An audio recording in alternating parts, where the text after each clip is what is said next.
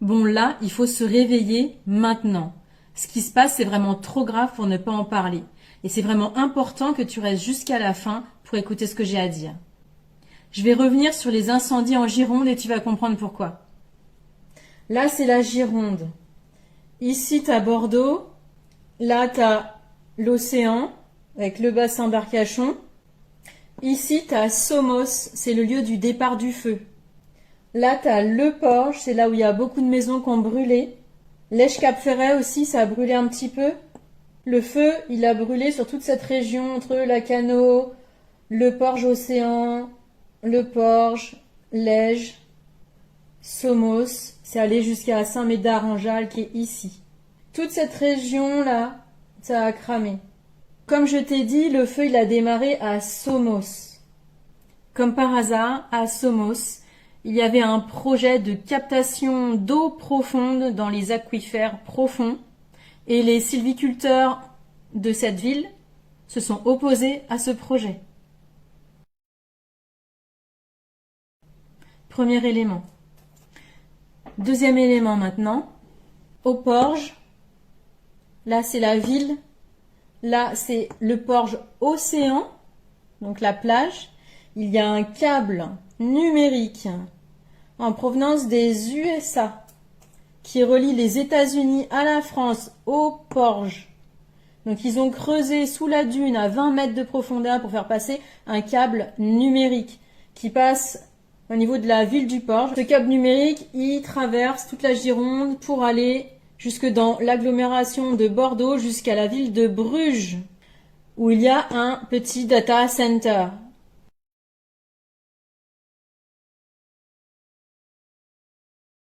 Troisième élément maintenant, toujours au Porge océan, ici, il y a un câble électrique sous-marin, donc au large du Porge, dans l'océan, il y a un câble sous-marin qui rejoint l'Espagne pour la connexion énergétique entre les deux pays. Donc entre la France et l'Espagne, il y a un câble électrique qui connecte la France et l'Espagne au niveau du Porge.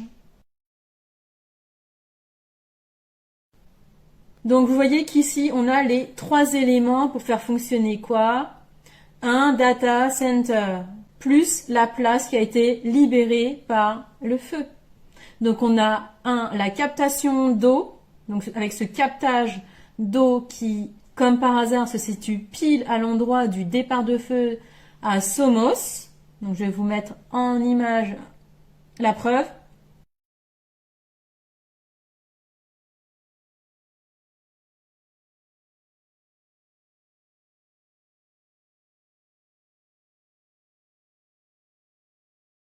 Donc cette eau, elle va être nécessaire pour refroidir le data center.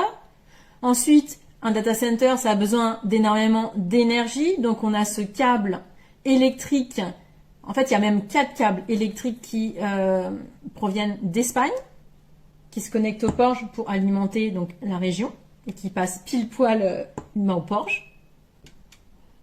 Donc on a l'eau, on a l'électricité. Et on a ce câble numérique en provenance des USA, donc qui connecte numériquement la France et les États-Unis, donc pour le transfert de données de ce data center. Donc à cet endroit-là, parce que les gens me disent qu'ils n'avaient pas besoin de faire brûler autant d'hectares, eh bien, il ne va pas y avoir seulement un data center, il va y avoir une smart city, une 15-minute city. C'est quoi ça? Eh bien, ce sont des villes, entre guillemets, prisons. C'est-à-dire que, au-delà d'un périmètre de 15 minutes, vous ne pourrez pas sortir de cette ville. Vous serez prisonnier. Si vous voulez sortir, il faut payer. Déjà, il y a des quotas, donc vous ne pourrez sortir que X fois dans l'année et pendant seulement un certain laps de temps. Donc, vous allez devoir payer et en plus, vous serez limité. Oh my God, we're here at the toll road again. How much is it going to charge me now for this toll road? M6 toll, stay in your vehicle, don't use your mobile phone. Oh, I'm driving. Oh my God, it's £10.50. Today, it's £10.50 at the M6 toll. Open account. You can open an account if you want at the M6 toll. and we're off. The plan is in Oxford, and this has just been passed by the council, to divide the city here into, a bit of a squiggly city, into 6 parts. And you will only have the freedom to operate in the part that you live. So if this is you, the idea is that everybody will live within 15 minutes of the things they need. 15 minutes of a school, 15 minutes of a doctor's, 15 minutes of a supermarket. And if you want to travel to the other zones in your city, or maybe soon your town, you will have to go out an approved route. You will have to journey around the outside of the city in order to re-enter another section of the city. This plan is supposed to be saving the planet. And the idea is that you won't simply be able to cross over into other sections of your city anymore. So if your mother, for example, lived over here, you wouldn't be able to just go across and see her. This would all be done via e-gates, electronic gates, and number plate recognition. You in your area will only be allowed within that 15-minute zone that you've been allocated. The number plate recognition will know if you leave your zone. And you can apply for permission, a permit, to leave your zone and travel to another zone. But you'll only be allowed to do this about 100 times a year. This is real. I just have to stop and say that.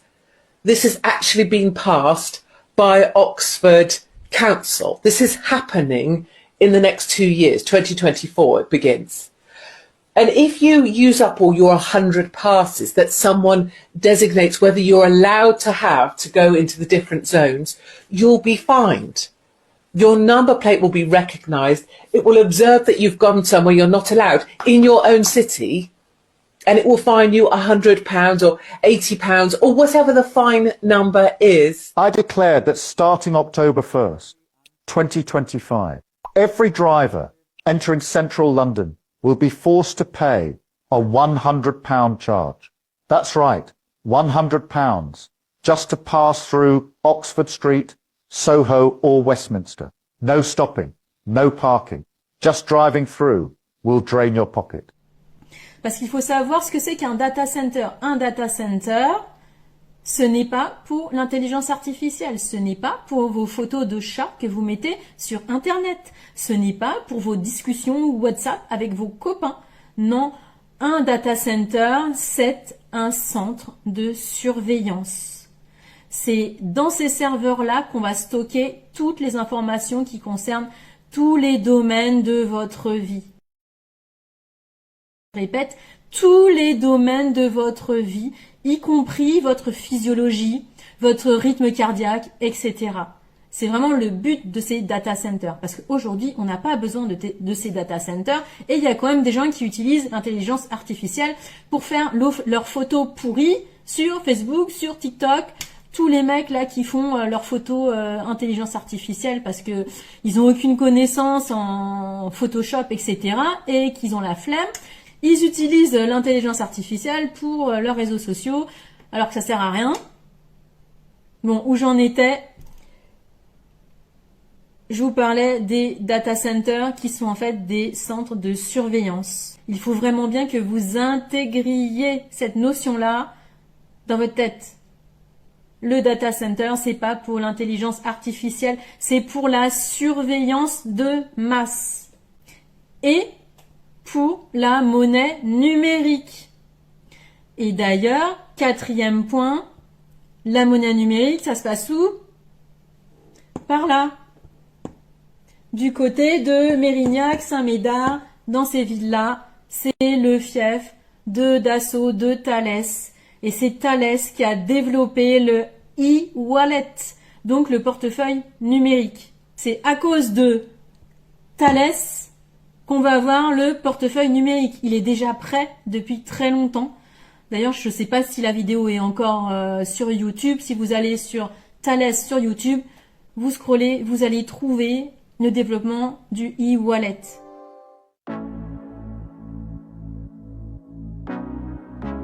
Bonjour à tous, je vous présente Lucie, étudiante en psychologie. Et moi, son Digital ID Wallet, émis par le gouvernement pour offrir une large gamme de services d'identité. Donc tout est prêt.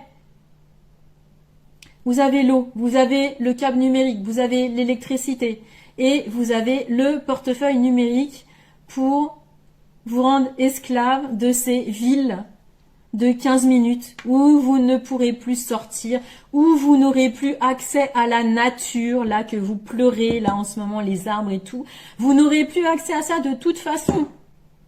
Vous voyez qu'ils sont en train de éliminer tous les fermiers de la terre. Vous le voyez bien, avec les pour décimer les troupeaux, parce qu'ils veulent détruire les agriculteurs et les éleveurs, parce qu'ils veulent libérer le territoire, parce qu'ils veulent parquer tout le monde dans des villes numériques où vous serez contrôlés. Ça, il faut vraiment que vous l'intégriez.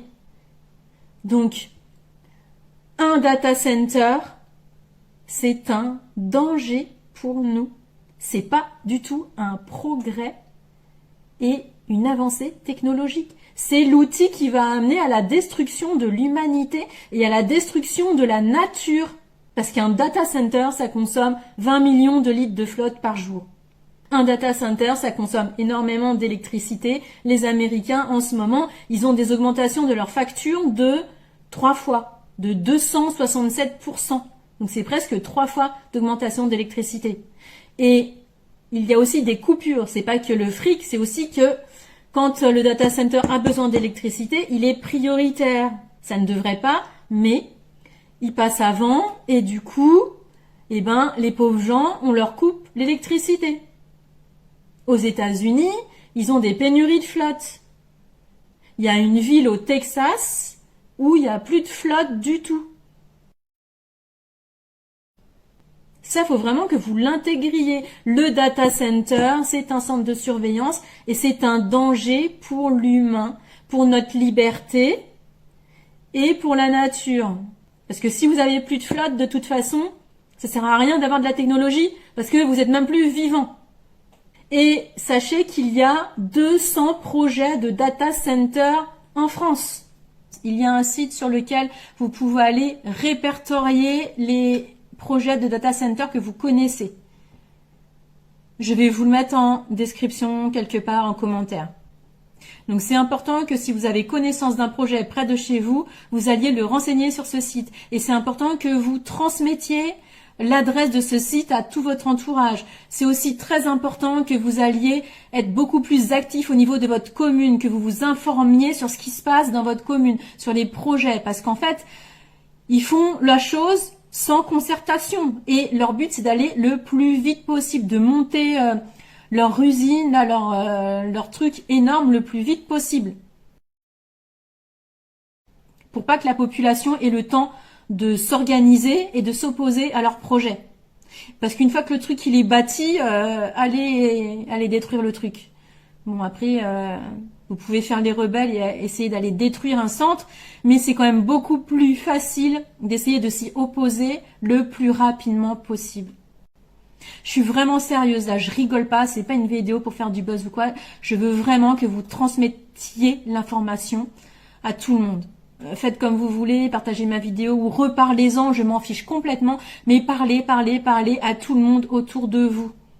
Là, on rigole plus, hein, c'est notre avenir qui est en jeu. C'est notre vie, c'est notre liberté, c'est la nature. Parce que vous n'aurez plus accès à la nature. Vous allez être parqué dans une ville et vous allez être contrôlé. Aux États-Unis, ils ont un système de caméras de surveillance qui est couplé avec ces data centers. La société, elle s'appelle Flock. C'est des Flock caméras. Little black cameras are popping up everywhere. They're not traffic cameras. They're not red light cameras. They're something else entirely. They're called flock cameras. Solar powered. Always watching. And they never sleep. Every time your car drives past one, it snaps a photo of your license plate, your make, your model, your color, even stickers and dents. It logs the exact time and exact location. Then it uploads everything into a massive searchable database. Police departments across the country use them. Thousands of cities. A nationwide network. Need to find a stolen car? Amber Alert? Someone with a warrant? Ça scanne les plaques d'immatriculation, mais pas seulement. Ça traque aussi les piétons. Et ils enregistrent tous les faits et gestes des gens qui sortent dans la rue. Il y a même une femme qui était enceinte, qui a pris la voiture pour quitter son état, pour aller dans un autre état, pour aller se faire avorter. Eh ben, elle s'est fait choper par les caméras. Ils l'ont arrêtée parce que là-bas, c'est interdit. Et ça, c'est ce qui nous attend parce que les États-Unis, ce qui se passe aux États-Unis, c'est ce qui va arriver chez nous. Et tout va très très vite, ça s'accélère. On va pas avoir le temps de s'organiser. Donc ces projets-là, il faut les tuer dans l'œuf. Il faut pas qu'ils émergent. Alors j'ai pris connaissance d'un projet à Fouju en Seine-et-Marne, c'est pas très loin de Melun. D'ailleurs, c'est pas très loin non plus pour ceux qui connaissent du château de Vaux-le-Vicomte, qu'un château célèbre. Et il y a un collectif d'habitants à Fouju qui va se réunir le 29 août à Melun, à la salle Saint-Jean. Si vous pouvez y aller pour supporter les habitants, pour éviter que ce projet émerge, si vous connaissez des influenceurs, si vous connaissez des journalistes qui peuvent se rendre à Melun le 29 juin, allez-y. Il y a une femme qui m'a contactée sur Facebook, qui m'a donné son contact. Donc s'il y a des gens qui veulent y aller, je pourrais faire la passerelle et vous mettre en relation avec cette personne-là. Manifestez-vous, soyez actifs, soyez moteurs dans votre commune, soyez vigilants et ne laissez pas passer ces projets. Un data center, c'est aussi des nuisances sonores permanentes. This is the Dowagiac Data Center. It's very small, but here's the noise.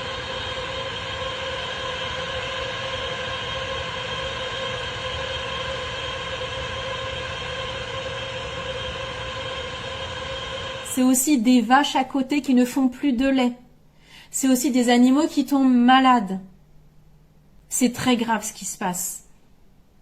Si vous ne vous réveillez pas maintenant, on est tous cuits, il n'y aura pas de retour en arrière.